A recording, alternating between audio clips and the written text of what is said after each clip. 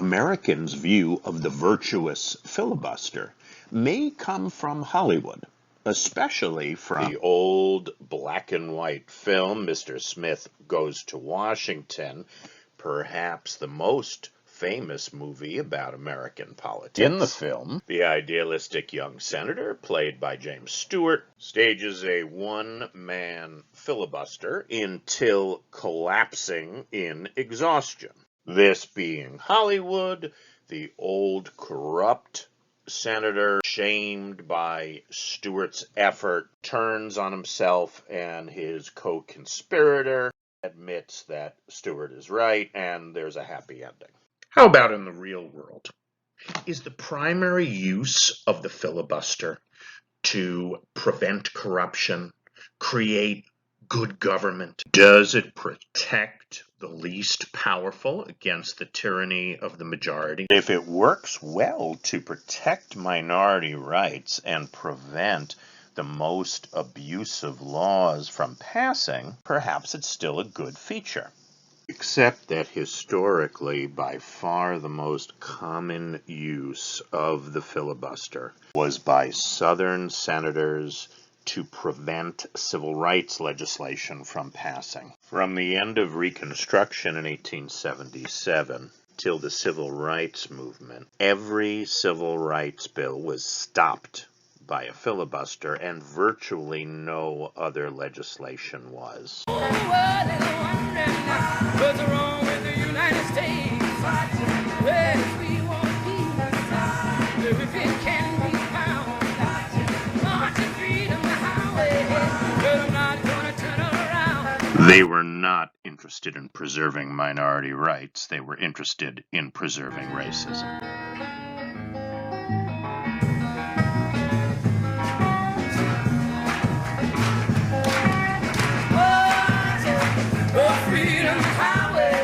The filibuster's supporters might hope that a discussion on the floor of the Senate would lead to a wider discussion, wider attention to the issue among American voters. Except that filibusters no longer involve extended discussion on the floor of the Senate. The talking filibuster is in fact the way filibusters used to work, but no more. It was originally the case that the senator or senators who were filibustering needed to hold the floor by continuous talking.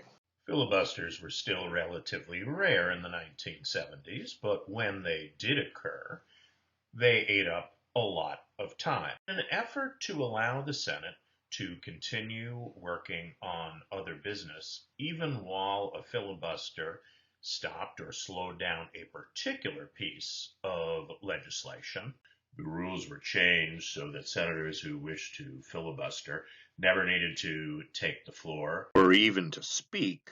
All that was required was that the senator inform leadership that they wanted and planned to filibuster. These silent filibusters often go unnoticed by the public, but are now the norm. There's an understandable reluctance on the part of most Americans to believe that the filibuster can really be a big problem when it's been in existence for more than 100 years. But the use of the filibuster today really is different.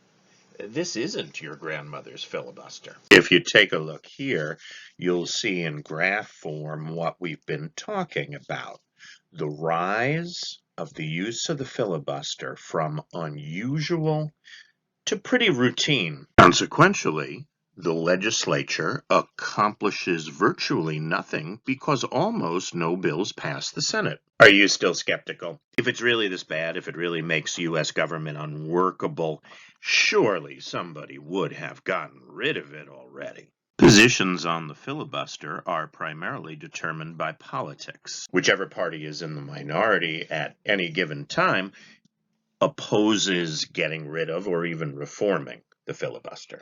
Those in the majority party, that is the party whose agenda is likely to go down because of the filibuster, well, some of those senators do at least claim that they want to eliminate the filibuster. And there are also some in both parties who fear that kind of a change, who fear the other party's agenda more than they believe in or want to pass their own. Why would I even bring up the possibility that a politician would claim to be in favor of filibuster reform, but really want to keep the filibuster? I don't want to make too much of this. There's already too much cynicism about individual politicians rather than about structural problems. But it is the case that by making legislation virtually impossible, it provides senators with a real but ready-made excuse for not fulfilling campaign promises, even if they do try.